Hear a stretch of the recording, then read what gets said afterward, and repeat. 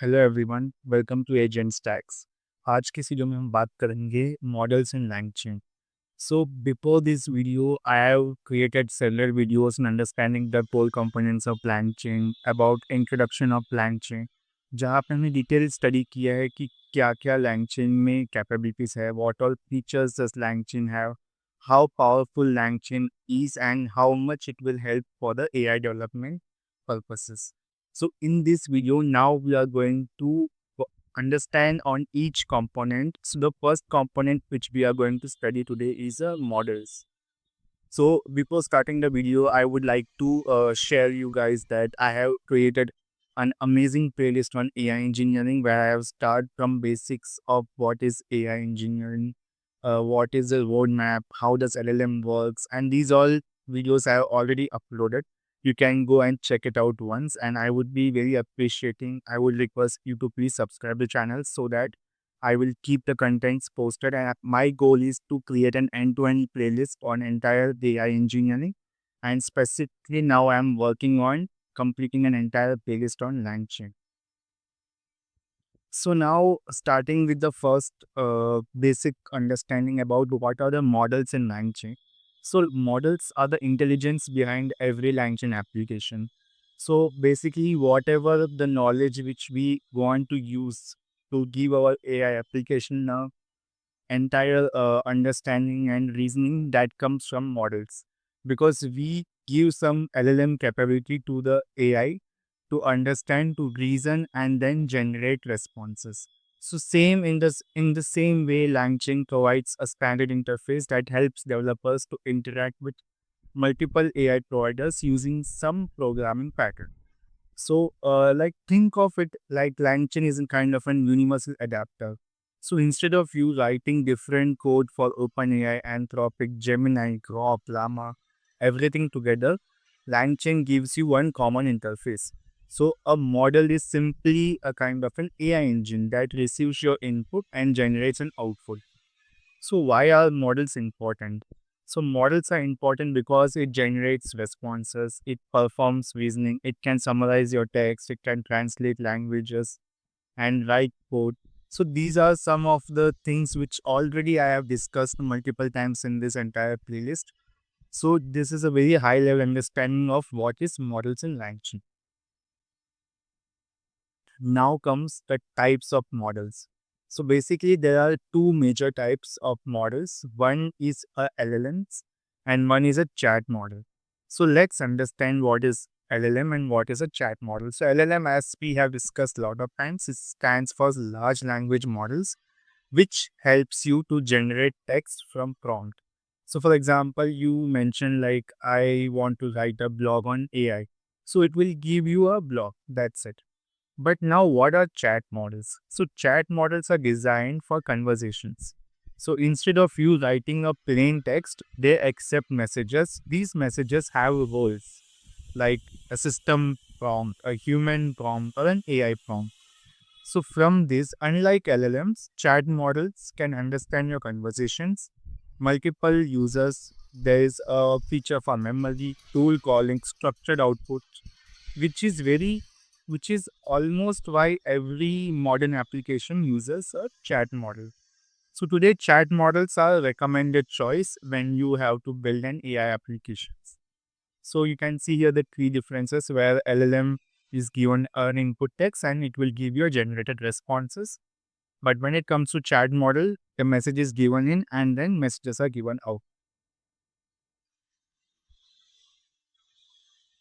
So now comes the next important part, which are the methods. So these are the three methods which are used, which are the key methods. So first is like invoke. So invoke is used when you want a single response. So basically like you send one input and you receive one input. It's a very simple, straightforward method. So you can see here the model takes a messages input and output messages after generating a complete response. What are stream? So stream is basically sometimes AI generates long responses, as we know. So instead of waiting for the entire response, you can receive it token by token. So this is called as streaming. So like it's basically like you are getting an output as it is generated in the real time. So for example, you waiting for, like, for example, you have mentioned that I want AI to write an entire essay. So if you can, can wait for the AI to generate the entire message and then show it in your interface. But rather than that, you can also create a stream function where you can tell the AI that as you are generating the tokens step by step, I want you to give the output. So it will give you real time response generation. So instead of you waiting for 10 seconds, the AI starts giving you answers immediately. And this is exactly how ChatGPT displays a message while generating. So now comes the next important thing, which is a batch. So batch is basically it sends multiple requests to a model in a batch for more efficient processing. So for example, you have multiple prompts. Okay. So instead of calling invoke function again and again, invoke is basically the function which will give you the output. So you calling it again and again, you can process all of them together, and you will get the output. So basically this saves code and makes bulk processing easier. So for example, I have to create, I want three outputs. One is what is AI, what is machine learning, and what is deep learning. So what I will do, I will create a batch. I will create a responses batch where I will mention all the three prompts, and I will just call all of this output as a single instance rather than me waiting and calling the function again and again, invoke function. I can get entire batch of answer in a single group. So now comes the next important part, which is about parameters. So this is very important when you are structuring an entire prompt or entire AI model structure. So here are some of the parameters which you should know. So first parameter is model. So model is exactly where we specify which model we are using. So for example, like if I am using Chat OpenAI, if I am using OpenAI, I will be using Chat OpenAI. If I am using Claude, I will be mentioning as Chat Anthropic. So this is where I will mention which model I am using. So you can replace it with any supported model. So for example, you can replace it with GPT 5.5, GPT 4.1, Claude, Gemini, Llama, DeepSeek, and it exactly depends on the provider. Now comes the next part, which is and temperature. So temperature is basically it controls the activity and creativity of your output. So basically, if you keep so basically as much you should know that it ranges between 0 to 2. So if you keep your temperature low, so that means it will give you more deterministic responses. And if you keep your temperature high, it will give you more creative responses. So basically, it's a pro tip from my side. If you are doing some coding stuff or SQL or mathematics or data extraction related work, I would suggest keep your temperature as low as possible.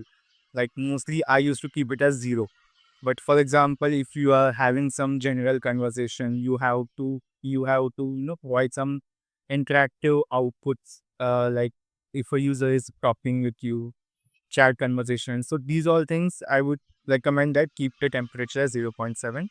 And for example, if you are writing some creative post, if you are writing some content generation, a kind of brainstorming you are doing where you need some creative outputs, so in that case I would recommend keep the temperature as 1. So this is where temperature lies. So temperature controls the randomness of the model's output. A higher temp number makes it more responsive, creative. Lower ones make it more deterministic. Then comes the max tokens. So max token is basically the limit the total number of tokens in the response, effectively controlling how long the output can be. So in a very simple language, the limit the maximum number of output. This limits the maximum number of output tokens. Tokens is exactly the right word. So what do we do here basically? So even if the AI wants to generate more, it will stop after approximately, if in case I mention the out max token as 200. So this is useful when you want a shorter response or you need to control API cost. because I will like for example, there's a use case which I was working where I just have to get one single word as output. I don't want the entire paragraph as an output. So without assigning a max token, I was getting a huge, I was getting 3-4 lines of text, which to be honest, it's not right, because based on client's requirement, you need to moderate your output. So client mentioned that I don't want 2-3 lines of output. Just give me one single word, whether it belongs to this country or not, whether it belongs to this state or not. So what I did, I kept my limited my max token. So in this time, what happened? It only gave me single word output. So which is exactly what I want. So it will help you to get a shorter response, and it will also help you to control the API cost as well. Next comes the timeout. So what does timeout exactly means? It's the maximum time to wait for response from model before canceling the request. So it defines how long your application waits before canceling the request. So let's understand in a simple language, like if the response that you want doesn't arrive within 30 seconds, an exception is fixed. And this exception will show you on the screen that the maximum time limit has been crossed. So we are canceling the request. So this is actually useful for the production applications where you don't want user to wait for infinite time. You definitely want that if the API is not working or anything is wrong, it should on the spot mention that this is a session timeout or maintenance, something you can show on the screen rather than the user waiting for a minute, just staring at the screen for no use. You can clearly mention the timeout quicker. Next comes the max retries. So max retries is basically the maximum number of attempts the system will make to resend a request if it fails due to issues like network timeouts or rate limits. So understanding in a very simple language, sometimes API request fails because of network issues, rate limits, temporary server errors. So instead of failing immediately, LangChain can automatically retry. So, for example, if I keep it as a default as 6. So, if it first fails, request fails, LangChain will retry automatically till 6 times, and this will make your application more reliable, because if it fails one time, it can again retry, and till 6 retries. If it doesn't work, then it will tell a session timeout. So, this is what max retries is very important here. Next comes, I have created a short kind of snippet of code where I have created an init chat model. I have mentioned the this what model as GPT 5.5. I have set the temperature as 0.7. I have kept the timeout as 30. I have kept the max token as 1000, and I have kept the max retries as 6. So this is how init chat model will help you. These all parameters you will be getting when you are working with init chat models. So before moving forward, I would be like going to a demo. I will explain you how to create a basic init chat model function using LangChain, which will make your understanding more clear. Okay. So now comes the next part where we will be writing the entire code using the chat OpenAI function, where we will be using the OpenAI API keys to create the entire code, and we will execute it, and we'll see how does exactly we can use the chat models function, and we'll get the outputs. We will be using parameters as well, which we can toggle between, and we can see that how it exactly differentiates with each input. So now I will explain like the files which I have created in the folder. So one is .env file where you will be mentioning the API key which you have got. You have to go to OpenAI website. You have to add some credits, and then based on the OpenAI key, whatever you get, you have to take it and you have to paste it here. So I have created a .env underscore example as well, where you have to paste here exactly the API key whichever you are getting from there, and you have to create the key value as OpenAI underscore API underscore. So from our app.py, it will see and it will fetch the API key from here, and you can use it. Then comes the next part, which is requirements.txt. Basically, when you are working with Python, you have to create some, you have to install some packages. And basically, if you want to install the packages, you have to mention here the requirements. So you have to install LangChain, OpenAI, and Python.env. So, okay, so I think so we are good to start to code. So I will start by first importing all the packages. So let's import from .env, import load.env. Okay, then we will import the LangChain from LangChain chat models, LangChain underscore chat models, import init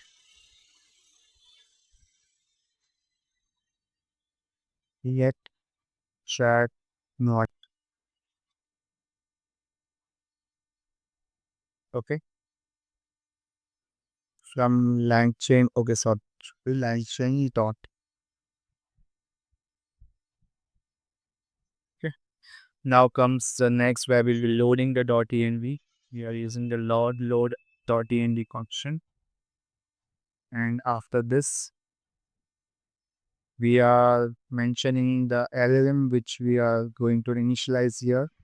We'll be calling the chat model, and then now here we are going to mention the parameters. So let's first mention the model name. So I am using here model as GPT 4.1, and I am using, let's take a nano model. Okay, now next parameter we are using is model provider,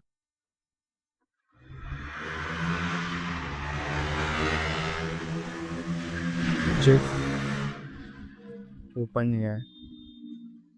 And then we are setting the temperature. Let's set the temperature, like we can keep it 1 for now. And then max tokens as 500. Okay, so we have set all the things which we need as of now. And now comes the next part where we'll be asking the input from the user. And here we have mentioned like prompt input, where we'll be asking enter the prompt. Simple. And then we are going to take the response, and the response will be coming from this variable invoke LLM.invoke and prompt, which the user will give as an input.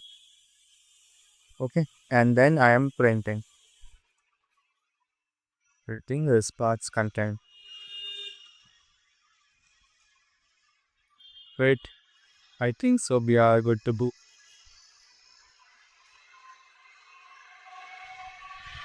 Right, just put chat bricks. I'm getting here and kind of, let's see. Okay, fine.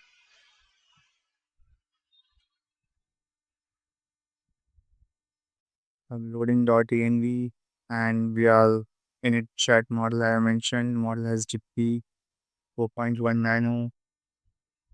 Okay, okay, now it's fine. Great. So now I will test the model. I will uh ask, like, I will first run first, like if you are starting with this, you should be first installing pip install -r requirements .txt. This you should be doing first. I have already done it. I have already installed the models.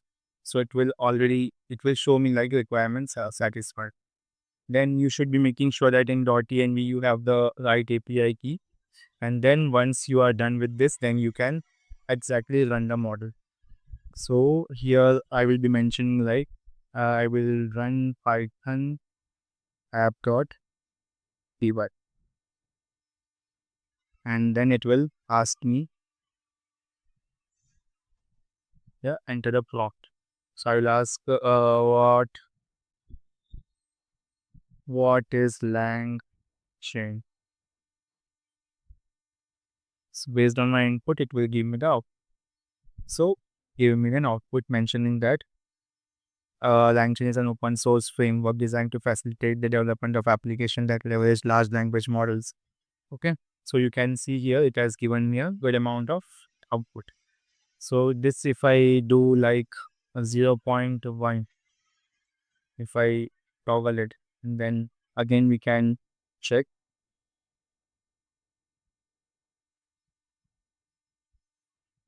what is Lang.